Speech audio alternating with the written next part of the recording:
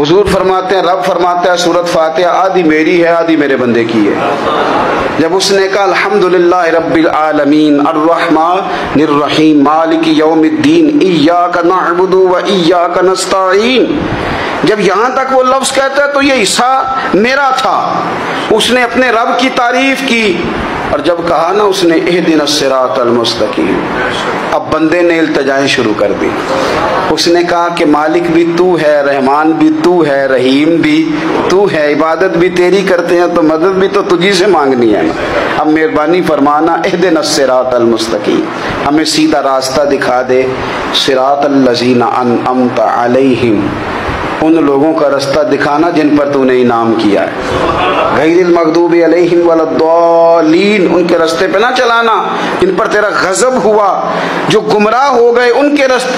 تو نماز میں جب ترجمے پر آپ کا غور ہوتا ہے تو آپ کا تو دل خود بخود لگ جاتا ہے۔